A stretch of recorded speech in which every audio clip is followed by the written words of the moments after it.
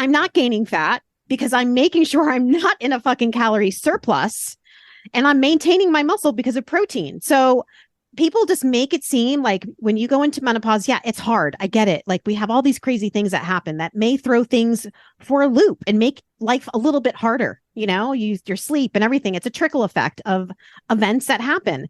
But if you're gaining fat is because you're eating too many calories. That's just what it comes down to. It's fucking science. So when people try to fight that and make like menopause, like it's like, oh my God, as soon as you hit menopause, you're going to get fat. Not if you are proactive.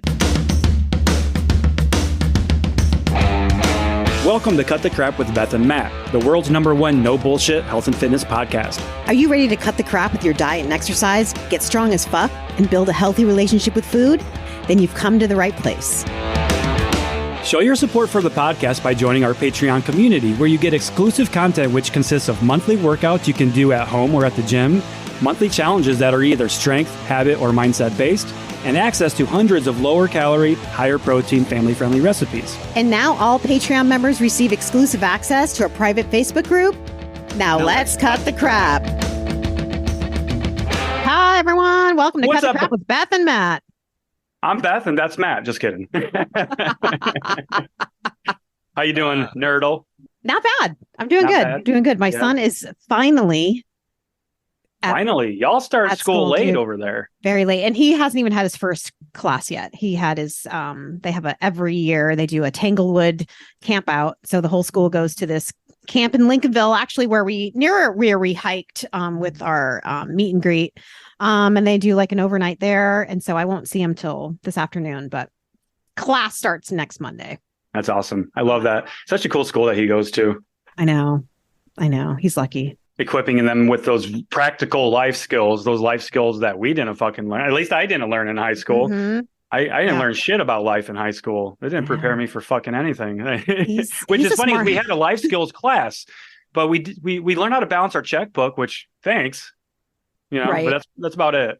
I like what his school really takes what they love and they visually do it. It's not like they do it with tons of paperwork and stuff. They actually go outside, go into the fucking woods, and they learn how to build a fire or, survival skills. They just learn all kinds of stuff. They learn how to tap maple trees since we live in Maine. Building mountain people out there in Maine.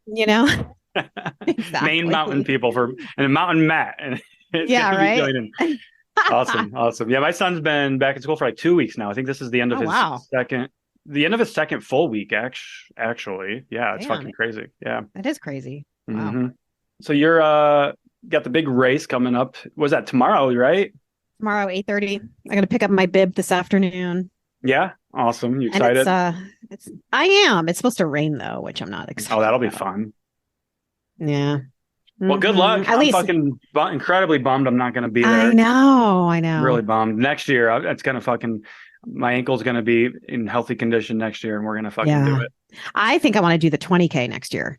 Okay. I mean, because that's what's 20K? 10K that's almost 13.1 miles. About a half. So it's almost a half marathon. So it's less than a half marathon, but apparently it's a very fast one, meaning there's probably a lot of downhill. Okay. That sounds kind of fun. Yeah, for sure. Because running downhill and trail run's a completely different beast. Mm-hmm. Yeah. The one I'm doing is very steep. So awesome. That's exciting. It's exciting. I'm excited. I'm ready. Oh, yeah. I'm looking forward to it. I'll be rooting you on. That's for sure. Mandy's doing it too, right? Yeah. Yep. Very cool. Awesome. Yes. Is Mandy going to be coming with you in October to the She should be. As we got to start planning it so we know. Yeah, we talked about it on the podcast yet? The pod? I think we might have maybe mentioned it in passing. I feel like we have maybe just mentioned it in passing, but we haven't set an official date yet on live.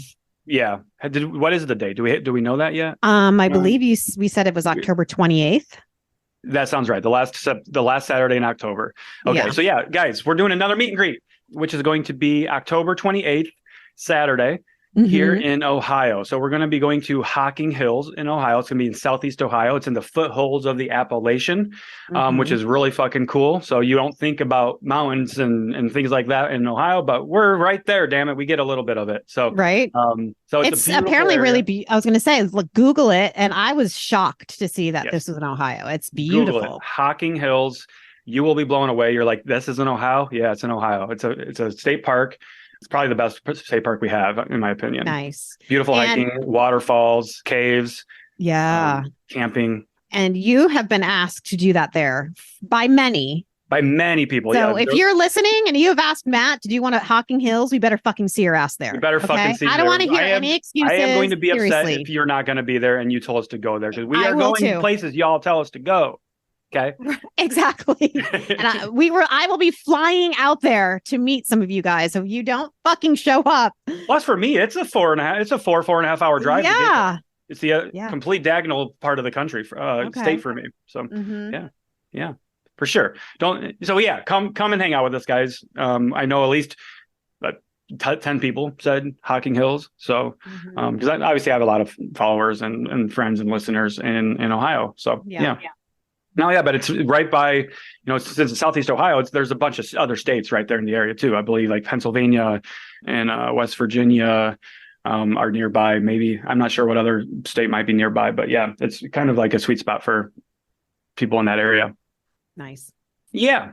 And then I just got back from vacation. Oh, how was Cabo, right? Cabo, very beautiful, but very fucking hot. My God, the sun is very hot, very hot. I mean, it's essentially the desert there where it is. Beautiful beaches, very dangerous beaches. They're very rough. You can't swim on most of them. They're closed to swimming, but we made the most of it. We did find a beach that we could swim at. Went on a sunset cruise one day to an arch that was like a famous arch in Cabo. It's at Lovers Beach and Divorce Beach, which is funny because it's a beach and it's on two sides of this rock. And there's a little passageway that you walk through to get there. It's really fucking cool. And one side is called Lovers Beach, and that's the calm side of the rock formation in the beach. And then the other side is Divorce Beach. So that's really rough, choppy waters and things like that. So it's funny how they named it that. But, right. Stayed at an all-inclusive. Lots of swimming, lots of pool time and food. And I definitely drink some alcohol. And yeah, I had a good time and got back to it when I got home. So when we talked about our getting back on track episode last week, right? I didn't get back on track. I just started doing what I normally do. Literally everything. You went back to normal. I went back to normal. I got my walk in, had my breakfast, which consists of oatmeal usually. Oh my God, oatmeal? I know. Oh, man. What? You know how bad that is for you. I'm not a fucking horse. You are an idiot if you eat oats. I saw a video like that started like that. I'm like, what? You guys are fucking assholes. Fuck you, guy. So yeah, back to it. And I felt good too. Did some disc golf then yesterday afternoon with my brother, my sister-in-law, which is really fun. I tested out the ankle a little bit and it's feeling good. It's a little stiff today because with disc golf, you kind of, the way you throw, like you get some really good hip rotation going into it and your ankles as well. So it takes a lot of beating there. So I'm feeling pretty good though. So it was good. Good. It was good to feel good doing it essentially. So, right. Yeah. Nice. I have been rehabbing it. Yeah. So today's topic kind of got brought up from a comment that I received on a video yesterday, right? Which was, so for context for anybody that's listening that didn't see the video, it didn't go viral or anything like that. So maybe you didn't see it. I was giving 5 tips to make your fat loss easier. And one of those tips, didn't think that somebody would actually argue with this tip, but they did. It was don't sit for longer than 60 minutes at any given time. And I said this in the context of making fat loss easier, but it's also in the context of just overall fucking health. She said something like, I'm a very active person and I've lost 150 pounds and I would never recommend people do this. That is, you're over exercising and under resting and your body needs to rest to build muscle and everything like that. I'm like, what the fuck? I'm not talking about going to the gym once an hour every single day. I'm saying stop sitting on your fucking ass in front of your computer for 60 minutes, 90 minutes, 2 hours at a time, 3, 4, 5 hours without a break. Sitting is literally the new smoking. We know this. We know smoking is almost as harmful to your health as fucking smoking. And there's data to suggest that and to support that. I mean, sitting down is almost as dangerous as smoking. Yeah. I think you said smoking twice. Smoking is almost as dangerous as smoking. Like, yeah, I guess. I mean, yeah, you're right. So yeah, and the reason why I say not sit longer than 60 minutes at any given time is to get movement in throughout the day, because so many people think that they just go to the gym for 45 minutes and that's it. That's all they have to do every day, right? And I'm healthy. What do you mean I work out for 45 minutes 4 times a week? Right. Right. No, what we're doing outside of the gym is just as, if not more important than what we're doing in the I'd gym. say it's probably more important. Yeah, absolutely. If you're looking at overall metabolism. Yeah. Why is that? Overall, what does that have to do with metabolism, Beth? Think about like your total daily energy expenditure, right? There's different sections of it and different things that burn the most calories, or how our body burns calories. And the first one is just by living. It's our basal metabolic rate. So that burns the most calories.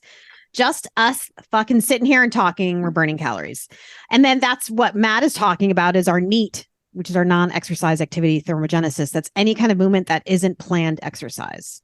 Yep.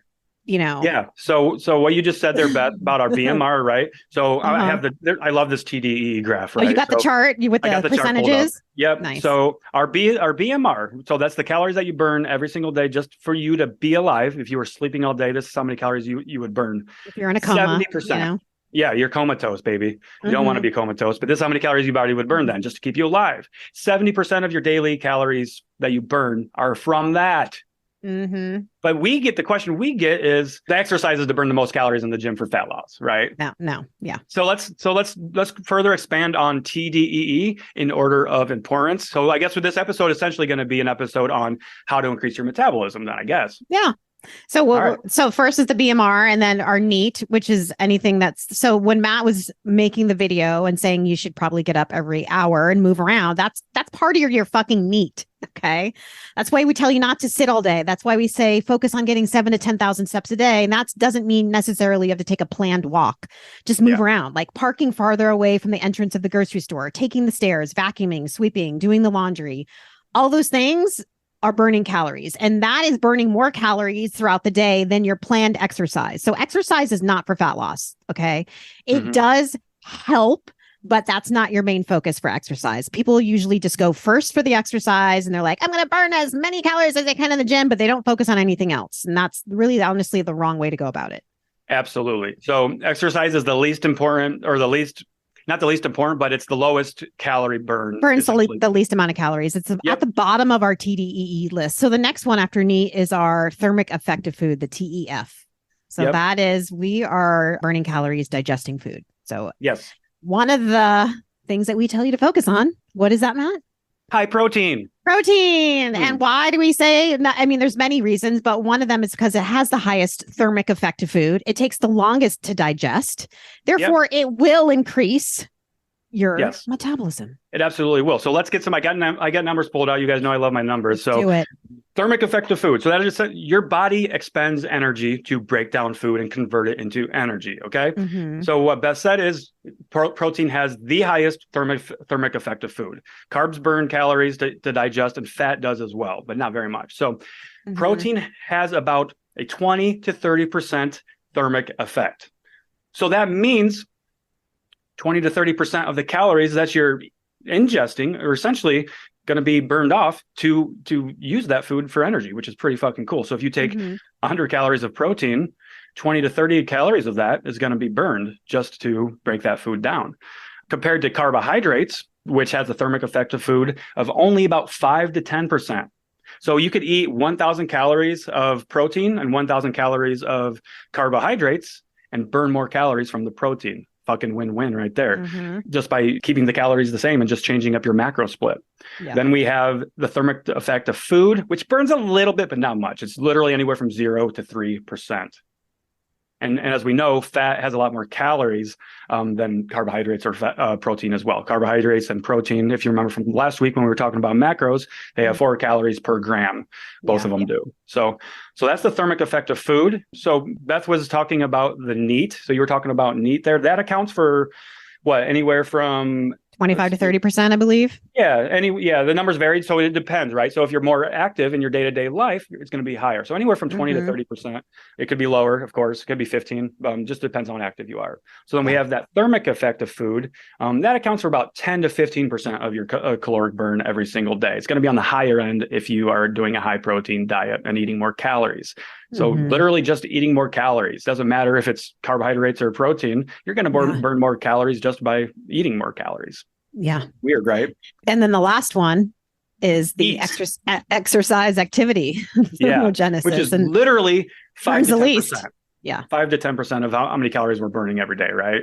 So we need to stop going into our exercise for thinking that for fat loss. We need to go into our exercise doing it because it's good for us. It's good for our heart. It's good for building muscle. But it's not really good for fat burning, so to speak.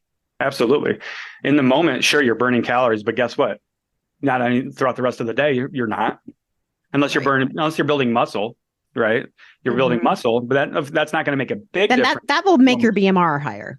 Over time, if you right. And I'm not saying in a couple of months it's not going to have a dramatic increase. It's years. Which is why we're saying we're doing this for the rest of our life. But if you consistently are strength training, you're going to build muscle mass, and as a result of that, you're going to burn more calories. Not only that, but if you lose fat and replace that fat essentially with muscle, you're going to be you have 1 pound of fat, 1 pound of muscle. You're going to be burning more calories for that 1 pound of muscle because it takes more energy to maintain that muscle. So exactly, there's another way to increase your metabolism right there. So let's focus on the NEAT. Let's focus on the NEAT and the thermic effect of food part really for increasing your metabolism, because if people just did that, like they could dramatically increase their energy expenditure, and they could keep their calories the same and not even have to and still lose weight. And I've done that with plenty of clients, and as I'm sure you have as well. Keep the calories the same, just focus on increasing your NEAT, and look at that. They double their step count, and now they're a fat burning machine. Yeah. We have to get away from sitting so much. And I know I'm like, but I have a desk job, and I literally hear so many fucking excuses. Me and Matt have a desk job.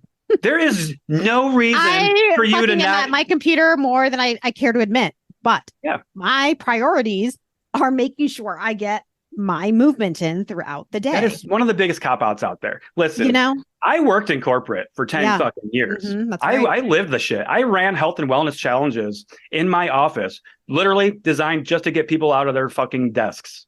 And it's insane how many people actually complain about that. Yeah. Your email is not that important. I'm sorry. I don't care who you are. You are not that important at work that you cannot take 2 minutes once an hour to take care of your fucking mind and your body. You are not that important, okay? Let's get that very clear. I'm not saying that to dismiss what you do for a living. That email can wait. That Word doc can wait. That spreadsheet can wait 2 minutes. That you take that 2-minute break for yourself, you're going to be a better worker for it. You're going to be more efficient. You're going to have mental clarity. You're going to feel better. You're going to have more energy. You're going to have more stamina. So fucking help yourself. Stop bullshitting yourself and lying to yourself that you can't get up or move at work. Let's say you can't even move at work. You can literally do exercises in your fucking chair. That was part of my wellness challenges that I did at work. Let's do some fucking calf raises in our chair and fucking tricep dips and shit, For those that didn't see, Matt just did a fucking tricep dip sitting in his chair on the podcast. But I also know that a lot more workplaces are, favoring for actually you getting up and moving around. A lot more than they used to be. Okay. And I know a lot of more places are getting underneath under the desks, walking pads for their employees. There's so much, right now. If you work from home, I mean, come on, you really could move around. Yeah. Your boss. You don't have fucking someone like chasing, unless you're on Zoom calls all day. Invest in a walking pad, and they're probably around $200 or less. You get one cheaper than that even. Yeah. And a headset, good headset. Yeah. You can pace around your office on calls. Yeah. And you can go super slow. It's not going to affect you being able to read or write an email. You're probably walking at like 2 miles an hour or something like that. It's slow as fuck, but at least you're standing and you're moving. Yep. So I'm sorry, but it's a cop out. There are ways to get your activity in throughout the day. Doesn't matter what your profession is. Doesn't matter what your profession is. Yeah. I was going to say, and also if you have an able body, if you are able to move all parts of your body easily and without pain, look, what the fuck are you doing sitting around? You know, there are people that wish they could actually have 2 legs to walk with, to use. And you're sitting there fucking complaining that, oh my God, I'd still like to move. Oh my God, it's like, you have an able body. You should be fucking moving your able body and be grateful that you have an able body, because a lot of people don't. You know, the saying, use it or lose it. Well, it's kind of that way. Like if we don't use our body in a way that it was intended to do, shit's going to break. And that's why you feel like shit. That's why you don't have energy. That's why you have no stamina. That's why you're sluggish. That's why your digestion sucks, because you're not moving consistently. Yeah. And we know this from a research standpoint. I mean, I've got that study pulled up right now too. Literally the walking away from an early grave study. Yeah. Showing the direct connection between reduced step counts and an increase in all-cause mortality. Okay. So the lower your daily steps are, the higher your risk of an early death are, period. And we start to see an increase in that at about 6,000 steps per day. So fuck 10,000 steps per day. If you're only doing 2,000 steps per day, try to get 3 to 4 maybe, and make that your goal, is to work yourself up to 6,000 steps a day, because that's where we start seeing the health benefits. So we're not, fat loss aside, it's going to improve your energy expenditure for sure. But from a health standpoint, it can improve your blood pressure, your cholesterol, insulin resistance. Almost every imaginable health metric can improve just by increasing your activity levels. Yeah. And your metabolism, if we're talking about having a healthy metabolism. And the reality is here, just like I said in the video that kind of started this conversation, because I made a response to that video, 25% roughly, I think there's varying numbers. This is just one of the ones I saw. About 25% of the American population is sedentary. So right there, 25% of our population is already at risk for dying at an early age. That's alarming. Yeah. That is alarming, because being sedentary is something that is directly in our control, assuming you have an able body, like you said, Beth. Okay. And then take it a step further, metabolic health. We're fucked. We're currently about 12% of our population in America is metabolically healthy. And part of that is movement. It's a small amount of people that are actually healthy in this. It's pretty fucking scary. It's very scary. But we don't want to walk once around in the office for 60 minutes because I'm so important and I'm busy and it's too hard to do that. Well, guess what's also really fucking hard? Dying early. Having to rely on medication, having to rely on somebody to take care of you and to wipe your own ass for you. That's pretty fucking hard to me. Yeah. That's pretty fucking hard. I was just thinking, instead of searching for the perfect snack, why don't you start searching for the fucking time in your life to actually move your body? You know what I mean? Right. You know what I mean? Like, focus on seriously the shit that matters. Like, you don't need 8,000 fucking snack ideas. Like, I don't know why I'm going with this. You need 8,000 ideas how to get more movement in your day. You need to fucking take a time audit, like sit down instead of looking for snacks and figure out when you can fucking move your body all day. Open up that phone. Look at your screen log. I promise you. Yeah. You will find time if you do an audit of your time on your phone. Promise you. Even if it's 10 minutes, you'll find 10 minutes. Yeah. How much time are you spending texting? How much time are you spending on TikTok? How much time are you spending on Instagram, on Facebook? How much time are you spending wasting your fucking time complaining about our swearing in our videos? People waste a lot of time doing that. And my response these days is, can't you think of anything better to spend your energy on than at this point, my fucking comments? That comment is so fucking old. It's like, really? Like, you must be about 95 because I don't give a fuck. My 95-year-old great grandma, RIP, she swore. Oh my God. It's really an old comment. Yeah. Oh my God, the swearing. Do you have to? Actually, I do. Actually, yeah, that's who I am as a fucking person, and I'm not going to change myself for you, bro. Yeah. Yes. Yeah, I got. So I want to bring this up because I feel like talking about it. But last night I had my first stitch video, negative thing in a long time on TikTok. It came from this woman that completely every single fucking time she sees me talk about menopause, she doesn't follow me. She used to. She unfollowed me. I go, why do you always come after me for helping people when it comes to menopause? I'm like, you act like I'm saying shit that is not true. She has to bring up the fucking hormones and that, if you have this, and that's the reason for your weight gain. Because I made a video saying that if you perimenopause and menopause is not the cause of your fat gain. Okay. How dare you, Beth? Which is true. Yes. Okay. And she had to fight me on it. What if you have, her name is, she's an integrative medicine clinic, whatever, board certified HHP. I have no idea what these fucking things mean. That's a made up title, first and foremost. You know what I'm saying? And so she made a video saying that I was wrong and that it's not all about calories in and calories out. That women lose muscle. Yeah, no shit. Sarcopenia, so do men. Exactly. And because they're not focusing on strength training or getting enough protein. Oh my God, the metabolism's lower. What am I saying that's wrong here? She's saying that, women need to go on HRT. And I'm like, I mentioned that in my video. And I go, not all women can go on HRT, by the way. So what happens to those women that cannot go on HRT? And she was just saying that because of estrogen, that you're gaining more fat, like because you're eating more calories. Okay. Right. And so, of course, she did this whole video and her people on her page had to come after me and say shit like, I'm going to read this one woman that she said, and I'm going to make a response video because this is just not true. I'm like, why don't you listen to Cut the Crap with Beth and Matt and all the dietitians that we talk to that are menopause dietitians and see what they have to say.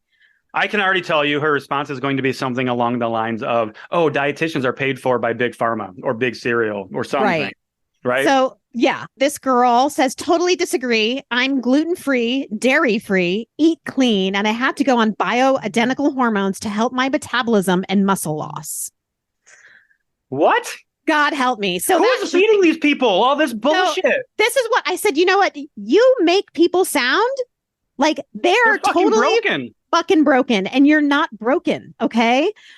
I'm 50. I am going through it right now. And here's the thing. I'm maintaining my muscle loss. In fact, building it because I'm focusing on strength training and protein. And you're not at calorie deficit while you're trying to do that. I'm not on hormonal replacement therapy. I'm on fucking birth control, which is, I guess, like a form of it. But I'm not like, I'm just taking birth control right now. So I'm not gaining fat because I'm making sure I'm not in a fucking calorie surplus.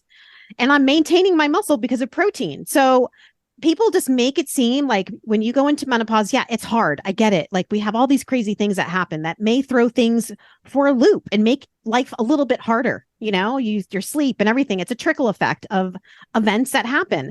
But if you're gaining fat is because you're eating too many calories. That's just what it comes down to. It's fucking science. So when people try to fight that and make like menopause, like it's like, oh my God, as soon as you hit menopause, you're going to get fat. When the world feels crazy and chaotic, remember that you don't have to. You deserve to take control of your mental and physical health. Cured Nutrition is trying to make it easier for you to do just that. Formulated with their trinity of ingredients, a blend of full spectrum cannabinoids, functional mushrooms, and adaptogens, Serenity Gummies are your answer to finding the calm in every storm. Cured wants you to feel good about feeling good. They took their time formulating their Serenity Gummies. They left out the artificial flavors, sugars, and dyes and replaced them with ingredients that actually live up to their clean label, wellnessy word. I've recently started taking Serenity Gummies at night for my nighttime routine to help me get settled after a long, stressful day, and they've been really easing me into a great nighttime sleep. Right now, Cure is extending an exclusive offer to you, our listeners. You can grab a bag of Serenity Gummies for 20% off by visiting www.curednutrition.com/CTC and using the coupon code CTC at checkout. That's CURED nutrition.com/CTC and coupon code CTC at checkout to save 20%. Protect your peace and pop a gummy. Not if you are proactive. Right. Yeah. Which is what we talk about. Like start in your 30s. Start as soon as possible in life. Yes. Really. And this is why women in menopause are confused because of people that are like integrative health, whatever the fuck their name is. And they're saying, yeah, you need to do this and you need to get all these blood tests and you need to make sure that you check for your testosterone and this level. And it's like, holy fuck. Can hormones be a problem? For sure. For sure. But let's not assume that it is for everybody because that's just simply not true. That's the thing. Most people do not have hormonal problems. They're fucking eating 1,000 calories a day and not strength training, and they're weak little bitches. Like, Right. I mean, And if you have bad effects from menopause, then please go get tested so you can get some help to make everything a lot easier. yeah, So you can get actually in a calorie deficit easier because your symptoms are not going to be as much as they were before. Maybe you're able to sleep better. Great. Now you're not going to have as much cravings. mm-hmm. So it's really what happens in menopause that makes it harder to do everything else. That is what we're talking about. That is not the cause of fat gain. It's the cause of the symptoms that make it harder for you in general. Exactly. That if people said that we wouldn't have any problems with these people, but they're acting like calories don't fucking matter. They like to dismiss calories in, calories out, and that just shows their ignorance because hormones are factored into calories in, calories out. Mm-hmm. Hormones can impact both calories in, your absorption of calories, and your calories out, your expending and breaking down of energy. That is how it can influence fat loss and fat gain. Right. But independent of a caloric surplus, I don't care how fucked your hormones are, you won't gain fat. No. You lose, and if you're in a calorie deficit, even if you are in 800 calories a day with bad hormones, with hormones out of whack, if that's a calorie deficit for you, you'll still lose weight.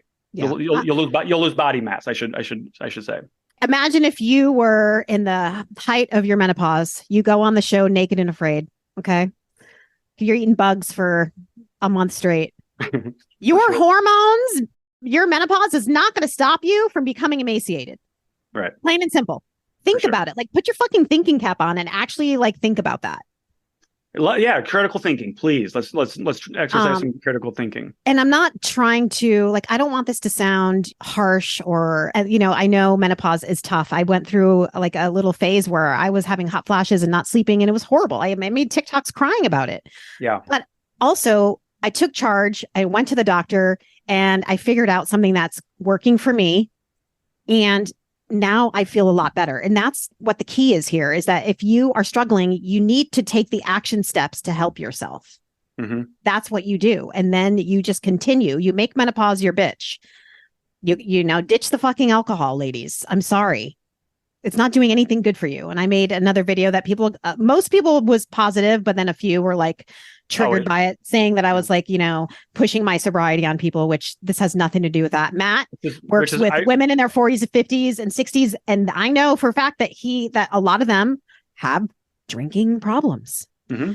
They're drinking too much. Mm-hmm. We're working with these people and they are struggling. They're drinking thinking it's going to make the menopause symptoms better because they're having a hard time. It's not. It's making it worse. You're throwing gasoline onto an open fire, Exactly. So focus on what you can control. If you clean up your habits and you ditch the alcohol and you just do the boring basic shit that we talked to, you're going to feel better and you're going to see fat loss. Definitely. Increase your metabolism by all means necessary. So increase your daily movement. So let's get that fucking need up, mm-hmm. Let's increase the protein intake so that your body gets the signal to, repair your muscles, or it has the fuel to repair your muscles, the amino acids. Mm-hmm. And then let's strength train, because that's what's going to send the signal to use the muscle and keep the muscle. So I said earlier in the show, you use it or lose it. It's 100% the truth for muscle. Mm-hmm. And that's where so many people go wrong, so many women go wrong with menopause, is they haven't been strength training their entire life. Mm-hmm. And they've been doing these drastic crash diets. And every time you do a crash diet and you go on a severe calorie restriction and you're not exercising with strength training and you're not getting enough protein, you are becoming a smaller, weaker version of yourself. You might be losing weight and you might be losing some fat, but you're also losing muscle mass. And the more muscle mass we have, the healthier we're going to be in the long run. Yeah. So strength training in conjunction with a high protein diet will help to combat sarcopenia, which is the natural breakdown of muscle as we age. It starts around the age of 40 or 50 for most people, maybe even in the 30s for some people. Yeah. Okay. And literally, I don't know what the rate is, so I'm not going to quote a number here, but it's that fucking important. That's one of the best things you can do. And I don't care how old you are. We see it all the time. People in their 70s and 80s start strength training, right? Mm-hmm. It's the one, literally the best thing they could do for their overall health, to maintain their independence and their health and their well-being. Yeah. You can gain muscle at any age. You can. We've said that probably a million times on this podcast. A million fucking times. And if you're losing muscle, it's because you're not strength training and you're not focusing on protein. Yeah. Yeah. So I would like to focus on that a little bit too, losing muscle, because I don't think people realize how easy it is to lose muscle when you are chronically dieting. Because every time you go into one of those crash diets, you're literally, your body's eating itself for energy because you're so deprived. And your body doesn't care where it's getting it actually, your body doesn't want to pull the energy from its energy storages, which are fat. Your body wants to keep that fat for, for survival. So if you're not using your muscles, it's also going to get energy from your muscles. It's going to break your muscles down. We don't want that. We don't want that. Exactly. So start strength training as early as possible and increase your protein. We're not saying you got to be hyper fixated on protein, but most people could benefit from increasing their protein intake. 100%. 100%. So then we have NEAT, then of course, again, non-exercise activity thermogenesis. So that's just any exercise you're doing that isn't intentional planned exercise. It really is. If there is a magic bullet for fat loss and health, it would be NEAT, in my opinion. Yeah, agree. NEAT is neat that way, how corny that is, but it's that powerful. And that's still, we can't fault people for not knowing this, because NEAT is a newer acronym. It was created in the 90s as a way of scientists to literally look. The way that the term was coined, if I'm not mistaken, scientists were looking at what we do outside of sleep and work as a way to improve our health. So that's how they came up with NEAT. Because we're so busy now, we're working so much, and all of our jobs are automated and so easy now. We don't do manual labor anymore. Most of us don't do manual labor. Most of us sit on our asses all day. So that's why we need to be proactive with combating those health impact, the negative health implications there. I mean, literally, if you're sitting down all day at a desk, you probably have some fucked up shoulders. Probably sitting down, slunched over, rolled shoulders.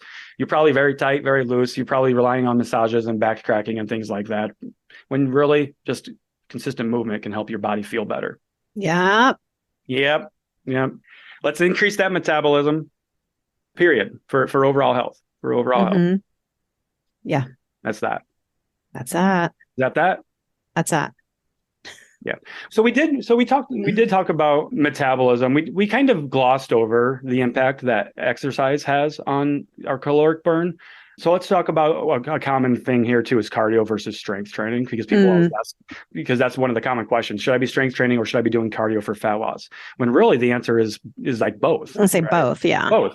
Not for fat loss, but both do different things. For sure. Cardio for heart health. Right. That should be the main focus there. And you can use cardio as a tool for burning calories and for fat loss, for sure. Plenty of coaches do that. I've done it with coaches with my own clients, assign them HIIT or something once or twice a week for 5 minutes to get some more extra calories burned. But that's really shit. I just had a brain fart. I need another coffee. Your coffee mug is pretty fucking epic, though. What is that? Thanks. Those Marvel characters. Love it. Yeah. Nice. Got a little bit of everybody. Got the Hulk smash. I got Iron Man. Got Spidey, Captain America. There you go. Yeah. What the fuck was I saying? You were just saying something about HIIT cardio. Oh, cardio. Yes. Thank you, Beth. And you'd think I'm the one with menopause brain. To be fair, let's talk about this. I was drinking on vacation. I'm still a little foggy from that. So that's another negative implication of alcohol. It's taken me a few days to get my cognitive abilities back. Cognitive abilities. Yeah, for sure. So that's what we'll say that was alcohol related brain fart. I wasn't out there like binging or anything like that, but it's just even any amount is going to have those negative impacts on you.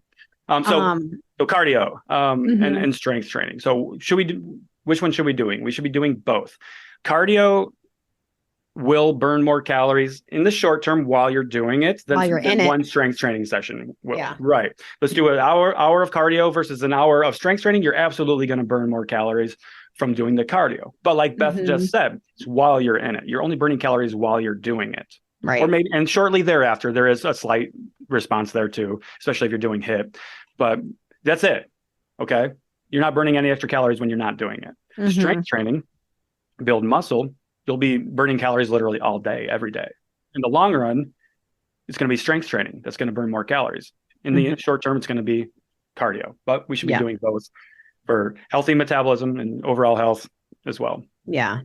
But don't go into it thinking about calories. Like, don't even please don't. like, Please don't. like get that fucking like, because even that, get that out of your head. It's not efficient. It's much easier to control your nutrition, to stop eating like an asshole and increase your protein intake and increase your daily movement, which has little to no impact on like your effort, like in terms of how hard it is and your energy. It's actually going to improve your energy, right? Yeah. I guess that's it for increasing your metabolism. We kind of went on some rants there. I always like it when we go on our rants. I know, right? Yeah. So that's the gist of it, guys. Yeah. Move more. Move more. And I that's cliche, right? Eat less. I know. I hate that. I hate that. Like move more, eat less. Eat more, I was just thinking more. like eat less. Yeah, eat more and move more. But in the sense of like eat more voluminous, nutrient dense foods. Yeah. Well, the good thing is usually people that say eat less, move more are saying it without giving you any direction on how to do it. Like we're saying it, but we're actually giving you advice on how to do it. We're actually saying eat more protein. We're not telling you to eat 1,200 calories and fucking run yourself to the ground. Okay. Yeah. Like eat a substantial amount of food calories. Don't starve yourself. Because, the lower you eat, the lower your, listen to this, like, you eat 1,200 calories, you want a 1,200 calorie metabolism, you stick with eating 1,200 calories. Yeah. If you love the way it makes you feel, a smaller person will not need as much. A bigger person will need more calories. It's just that is what it is. Like for me, I'm a smaller person. I don't need 2,500, 3,000 calories a day. Yeah. I was with, that'd be nice, but it's just not going to happen. Right. For sure. I signed up a new client yesterday. And one of the biggest takeaways I had from that conversation with her is her emphasis on being strong and not skinny. Nice. If we could change that narrative, being strong and not skinny, amazing things can happen with your health and also your body composition. A strong body with muscle is going to have the body composition that you're probably trying to achieve with starving yourself. And that's not going to happen. You're not going to get the shape that you're after by starving yourself and decreasing your metabolism. It takes years of building your body. Get away from like, I want to be this weight. It's like, what is that? What does exactly that mean? That was a weight that you were in high school, that number that you're making 40 years ago, head, and 4 children ago. Yeah. Matt said, if you're focusing on getting strong rather than skinny, you're not going to emphasize so much on the weight of your body. Have you ever wanted to start a podcast? Spotify's got a platform that lets you make one super easily and then distribute it everywhere and even earn money doing what you love. All in one place for free. It's called Spotify for Podcasters, and here's how it works. Spotify for Podcasters lets you record and edit episodes right from your phone or computer, so no matter what your setup is like, you can start creating today. Then you can distribute your podcast to Spotify and everywhere else podcasts are heard. Now, what's really cool is video podcasts are also now available on Spotify. And if you want to be taken seriously on social media, you need to have a video presence. And what better way to do that by connecting with people via your video episodes? With Spotify for Podcasters, you can earn money in a variety of ways, including ads and podcast subscriptions. And best of all, it's all totally free with no catch whatsoever. And ever since we discovered Spotify for Podcasters here on Cut the Crap with Beth and Matt, we are easily releasing new episodes and distributing them to multiple platforms, and it's never been easier. We highly recommend you give it a try. You can download the Spotify for Podcasters app or go to www.spotify.com/podcasters to get started. You're going to focus on how much weight your body can push and move and how good you feel and how being strong makes you feel like a bad bitch. Like, I mean, I'm not saying that myself. This is stuff that our clients tell us. Like, I hated strength training before I came and worked with you. And now, like, I love it. I love how confident it makes me feel. I love, that whatever the confidence means for them, maybe it's in their family life and their relationships or with work or just the way they walk around and hold themselves every day. Strength training improves almost every aspect of your life. I can't think of a negative drawback to it. No. Build a strong body and the rest will come. That's right. I think it's a good way to end it. Build a strong body, you guys. Build a strong body, baby. One other thing too, I wanted to talk about Cured Nutrition as well. Our sponsor for the show. How has your experience been going with them? It's been nice. I use the gummies every night. Yeah, I'm out of gummies. I need to get more gummies ordered, but I've been taking the capsules, the CBD capsules at night. that were really beneficial for me recently, just with some increased anxiety and stress from work with the promo cycle that we were doing. I was way over with that. So they really came in clutch for me for quieting my brain at nighttime. Yeah. When I do anything like that for my business, I feel like I'm really amped up. Yeah. And it's really hard to fucking It's hard to come back down. Mm-hmm. Yeah. My blood pressure will go up because I like once or twice a week I have a blood pressure monitor because I'm prone to high blood pressure. So I especially when stressed. And, right now it's in a good spot. But last time in June, when I was doing that challenge and promoting it and I was fucking amped, it was high. And so I have to like focus on, calming the fuck down. Yeah. Yeah. And that helps. And CBD helps with that. Yeah. And it's been proven to help with that. So guys, if you struggle with, anxiety and stress and not getting a good night's sleep, you don't really, in my opinion, there's nothing to lose here by trying something like that. Also, menopause ladies, it's been helping my sleep. And I had the menopause diet plan ladies on here. And they actually mentioned that is good for women going through menopause to help them sleep and for anxiety and things like that. So for sure. For sure. Yeah, there we go. So definitely check it out. So you can use coupon code CTC at curednutrition.com to get 20% off of an order from the Serenity Gummies, which we both fucking love. Everybody that I've introduced to them. Yeah. Like I probably got like 5 or 6 people in my friends and family circle now that are doing the Serenity Gummies every month. Good. So it's pretty cool. So love it. One thing too, I wanted to talk about our own promos that we were running really quickly, because I know you're doing one in September right now too, right? For free coaching. So how's that going for you? Well, we closed it. So we're going to be, we closed it. Yeah. So that's no longer happening right now. Got it. So you're going through all the applications. And we'll be going through all the applications and we'll be choosing a winner and things like that. So gotcha. That's very exciting. I know the last person that did the giveaway, the free coaching giveaway. She's crushing it, I think, right? Oh yeah. Amanda Burgos. She won the year giveaway that I did for my 50th birthday. And she's lost over 50 pounds so far. That's amazing. Completely changed her life. Yeah. I love that. Right. Team BFF crushing it. Team BFF. Awesome. Yeah. Awesome. Yeah. And then we've got our promo, which by the time this episode is going to be out, we won't be taking new applications for that anymore either, because we're closing them today. But we decided that we are going to honor anybody that applied. We are going to give them the offer that we had for the free month of coaching. So nice. If anybody does want that, we'll be in contact still. So yeah. There we go. Beth, I'm looking forward to hearing about how your race goes tomorrow. Yeah. Keep me updated. I'll be sending you for sure. Yeah, do that. Is that it? What time is the race time? You said 8:30. 8:30. Yeah. Cool. I'm excited. I'm going to try to document it or video or whatever. I'll do a little vlog. I wish I had like a fucking videographer following me while I was running. Imagine that. Like thinking like I could do a vlog. I'm like, but how the fuck are you going to do that, Beth? We can do to like take videos of like before and then after. I mean, the fun part is like during.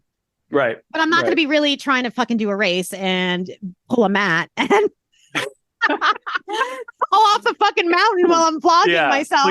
Please don't pull me.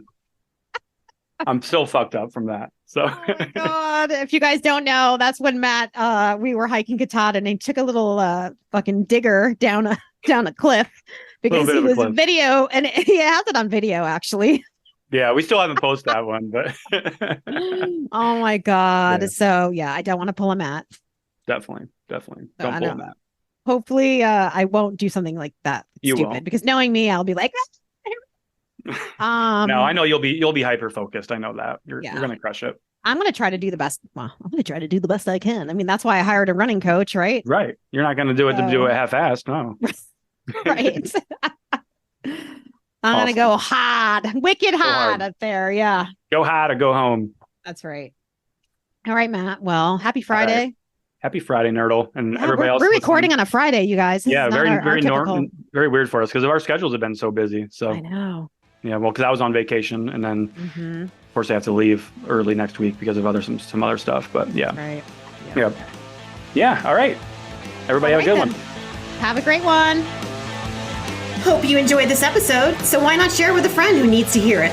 Send us a DM on Instagram or email us at cutthecrappod@gmail.com and join our Patreon at patreon.com/cutthecrappodcast.